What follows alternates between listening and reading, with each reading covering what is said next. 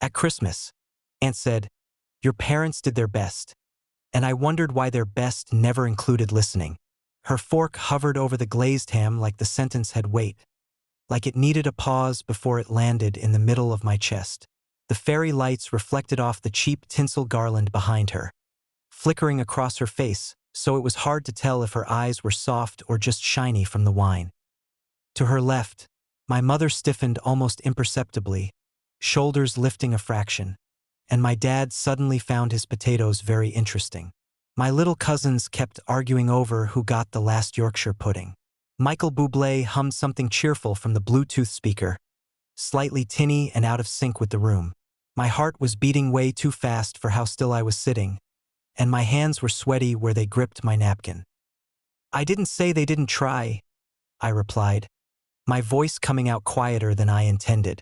I felt my sister Elena's knee nudge mine under the table, a small grounding tap. I said they never listened. Mom's head snapped up. We listened, she said immediately, like we were in court and she had to object before the jury got ideas. All I did was listen to you kids. Day in, day out. She gave a brittle laugh and looked around the table for support. My whole life was listening. I took a breath that didn't seem to reach my lungs. The roast veggies on my plate had gone cold. Somewhere behind me, the oven clicked as it cooled down. I could feel everyone's eyes doing that jittery thing. Looking at me, then at my mom, then at their plates like a tennis match nobody wanted to admit they were watching. It was a Christmas thing, I guess. The first time we'd all been in the same room for the holidays in 3 years. I'd moved out, gone low contact, started therapy, and then somehow, in a moment of misplaced optimism back in November, agreed to come home for Christmas, just this once. Mom had cried on the phone when I said yes. Dad sounded surprised but pleased. Aunt Lisa, the one currently defending them, texted me a confetti emoji like I'd announced a wedding. In my head, I told myself it would be fine. I'm 28 now, not 16. I live in my own apartment, pay my own bills, have a therapist who assures me I'm not crazy.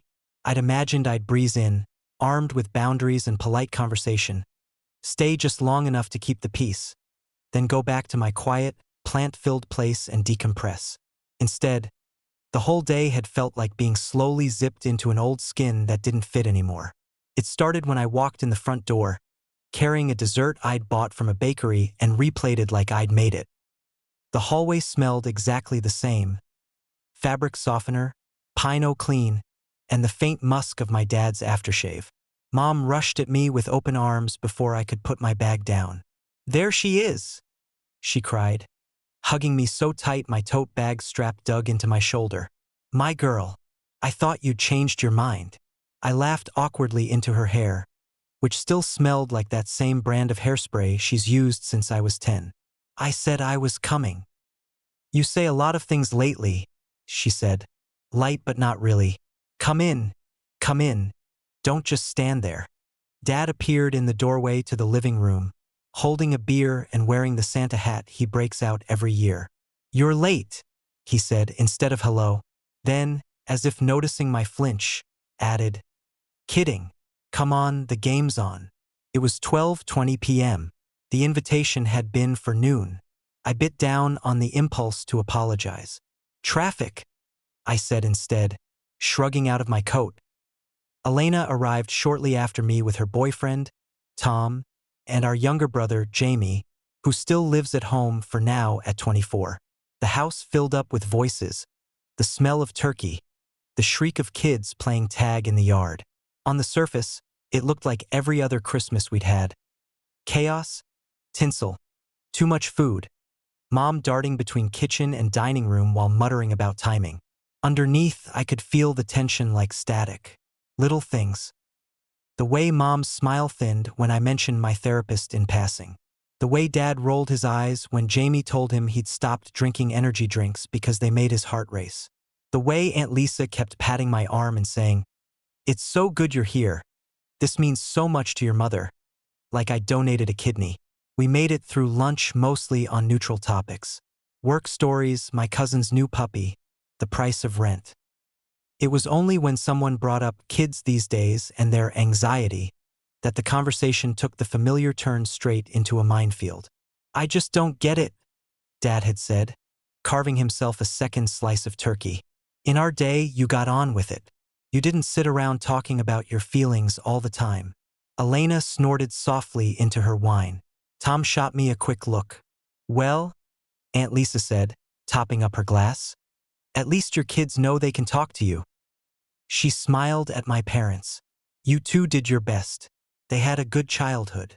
I felt my fork pause halfway to my mouth. There it was. The line. The script we've all heard, over and over. They did their best. End of discussion. Do not pass go. Do not collect nuance. I swallowed a piece of cold carrot that lodged like a rock halfway down. I didn't say you didn't do your best, I said carefully. I said when we tried to talk about how things felt, it got shut down. The air shifted. Like the moment right before a storm, when everything goes a notch too quiet. That's where Aunt's sentence landed.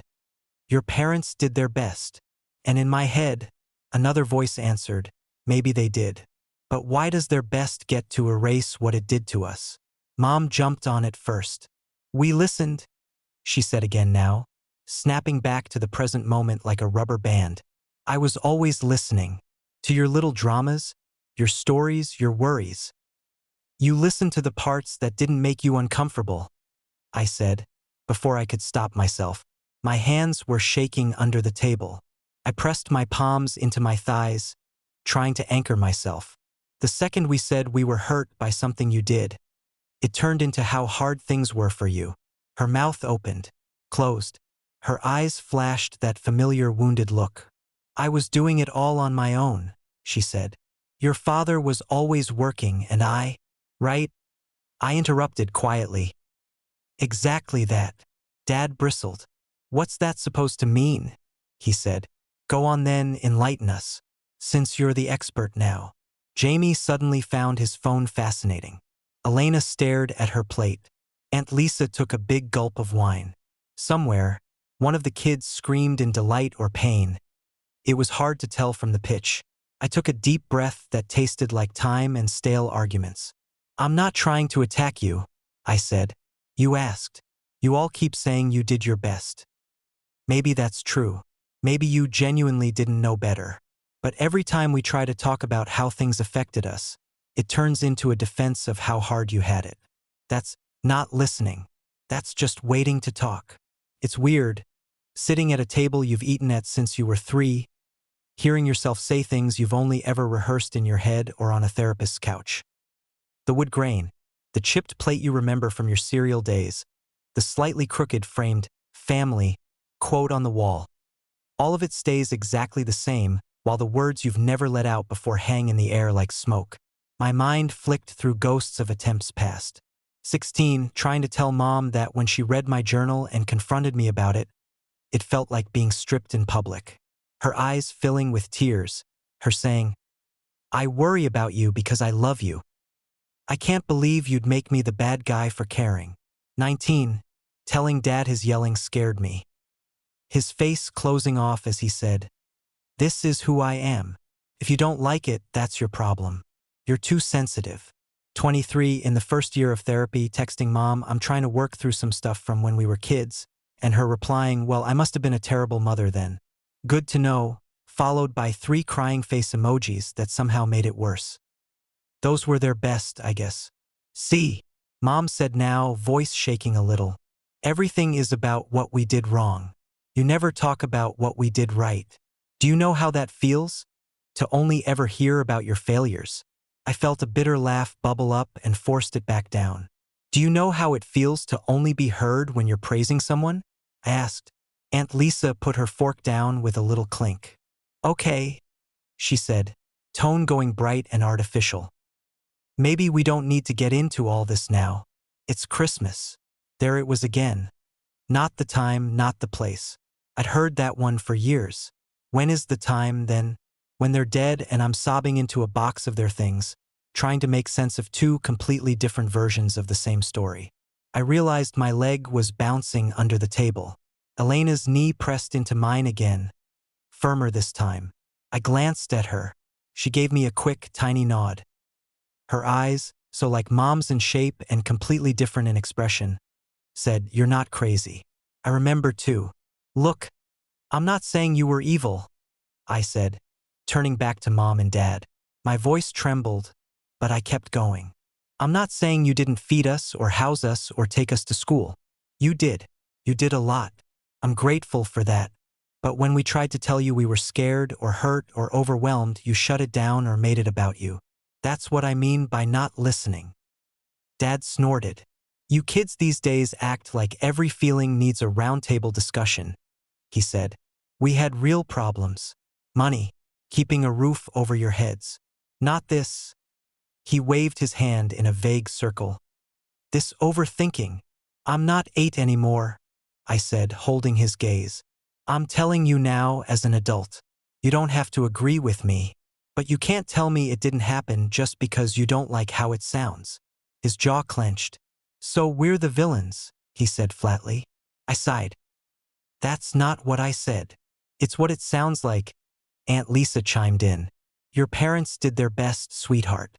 They came from nothing. You have to have some perspective." Perspective. Another word that gets thrown around like a shield. Perspective meaning, look at who had it worse than you, shut up, be grateful. I took a sip of water to buy myself a second. My hand was trembling so much a few drops slid down my chin. "I have perspective," I said finally. "I know Nan hit Mom. I know Grandpa drank himself sick. I know you all had it rough. That doesn't erase what it was like growing up here. I can hold both. Can you?" Silence. You'd think with 12 people in the room it would be noisy, but it went weirdly quiet, like someone had hit mute. Only the sound of Bublé crooning about being home for Christmas and the faint squeak of a chair as one of the kids fidgeted in the other room. Jamie cleared his throat. "I mean," he said hesitantly, "there were times when it was a bit." He trailed off when Dad turned his head slowly, like a predator distracted by new prey. "Bit intense," he finished quickly, staring at his plate. Mom's lips pressed into a thin line. "We did our best," she said again, softer now, almost to herself. "I know," I said, and weirdly I did. That was part of the problem. It would be easier if I could just hate them, paint them as cartoon villains. But I'd seen Mom fall asleep upright at the kitchen table because she'd been up all night doing extra shifts. I'd seen Dad give up weekends to fix other people's cars for cash so we could go on a school trip. They did their best with the tools they had. It just wasn't enough not to leave scars. "So what do you want?" Dad asked. His tone wasn't angry this time, just tired. "Do you want us to grovel? To admit we were crap parents? Will that make you feel better?" 8-year-old me, the one who used to try to fix everything with straight-A report cards and perfectly tidy bedrooms, perked up at that. The idea of them admitting anything felt like a miracle. Adult me looked at his face and saw the trap. "I want you to stop telling me my version is wrong," I said. "That's it. You don't have to grovel. You don't have to agree with every label my therapist uses. Just stop acting like I'm rewriting history because it makes you uncomfortable." Elena put her fork down. "I remember it the way she does," she said suddenly. Her voice was quiet but steady. The shouting, the silent treatment, trying to talk and getting told we were ungrateful. It wasn't nothing. Aunt Lisa's eyes widened. "Lena, really?" she said. "You're going to pile on now?" "Your mother." "Our mother," Elena corrected. "And I love her. But she didn't listen. Not the way we needed." Mom looked like someone had pulled the rug out from under her. "You too?" she whispered. Jamie hunched a little, like he was trying to disappear into his hoodie. "I mean," he muttered, "I did start sleeping over at friends' houses a lot for a reason." Something in my chest loosened. For years, I felt like the squeaky wheel, the dramatic one, the problem child who made everything about trauma. Hearing them say it, even just a fraction of it, felt like someone had cracked a window in a stuffy room. Dad pushed back his chair abruptly. "I need a smoke," he said, and strode out the back door, letting it slam behind him. The sound made all 3 of us kids flinch in almost perfect unison. It would have been funny if it wasn't so depressing. Mom stared at the tablecloth. You have no idea how hard it was, she said, voice trembling. I was alone with you all day. Your father was never home. There were bills and school meetings and… She stopped, maybe noticing she was doing it again, making it about her struggle, not our experience. She looked up at me, eyes glossy. All I ever wanted was for you to be okay. I know, I said, and I meant it. But wanting that and doing what it takes are different things. She let out a humorless laugh. And what would you have had me do? Go to therapy? We didn't talk about that back then. You just got on with it. Maybe, I said. But you shut us up when we tried to talk about how things made us feel. That's what hurt. You could have just listened, without telling us we were wrong. Aunt Lisa dabbed at her eyes with her napkin. We come from a generation that didn't have the luxury of feelings, she sniffed. We did our best with what we had. That refrain again. I suddenly realized how heavy it must be to carry for them, too. If your best still hurt people, what does that say about you? It's easier to declare it's sufficient and insist everyone agree. I'm not asking you to time travel and reparent us, I said. I'm just asking you to believe us now, to stop using "we did our best" as a way to shut down the conversation. Mom's hand twitched like she wanted to reach for mine, but she didn't. She stared at her plate. The gravy had congealed into a skin. I need some air, she murmured, standing. She disappeared into the kitchen, the swing door flapping behind her. Suddenly, the tension snapped. Someone turned up the music a bit too loud. The younger cousins ran back in, demanding dessert. Aunt Lisa stood, clapped her hands, and said, "Who wants trifle?" In a voice that suggested nothing remotely significant had just happened. Elena leaned over and whispered, "That went better than I expected?" I huffed out a humorless laugh. "Define better," I said. "At least we're not being pelted with mashed potato," she said. "Low bar, I know." Later, after dishes and presents and the awkward half-hugs goodbye, I stood on the front porch with my coat half on, the cold air a shock after the heat of the house. Dad was out there, leaning on the railing, staring at the neighbor's fairy lights while his breath fogged in the air. He didn't look at me when he said, "Your aunt means well, you know." "I know," I said. "She also says things that make me want to chew glass." He snorted, a short puff of amusement. Silence settled again. "I don't like hearing that I hurt you," he said finally. His voice was quieter than I've heard it in years. I don't know what to do with that." I swallowed. My eyes stung, which was inconvenient. "I don't like remembering it," I said. "But pretending it was fine hasn't exactly been working for me either." He rubbed a hand over his face. For a moment he looked old. Not in the gray hair, wrinkles way, but in the "I've been carrying something heavy for a long time" way. "I really did." He trailed off, then shook his head. "Anyway, I don't know how to be different now." The sentence was both deeply disappointing and weirdly honest. "I'm not asking you to transform into some other person," I said. I'd like it if next time I say, 'Hey, this hurt,' you didn't immediately say, 'We did our best.' Maybe just say, 'I hear you,' even if you don't fully get it." He was quiet for a long beat. The neighbor's Santa inflatable wheezed softly as it deflated for the night. "I'll try," he said, gruff. "No promises." I smiled, small. "That's all I wanted from you back then, you know," I said. "For you to try to hear me." He looked at me properly. Then, his eyes were red around the edges.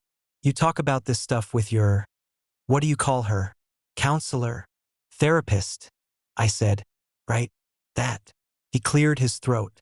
"You tell her I was a monster?"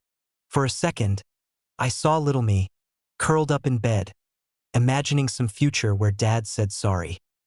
Adult me wanted to answer in a way that would crack him open, force him to really see. Instead, I chose the truth that didn't turn me into his caretaker again. "I tell her you were human," I said, "and that being human and hurting your kids aren't mutually exclusive." He let out a breath, like he'd been holding it in for 30 years. "You always were too smart for your own good," he muttered, but there was no bite in it. Mom opened the front door then, arms crossed, eyes puffy. You going? She asked me. Yeah. I stepped forward.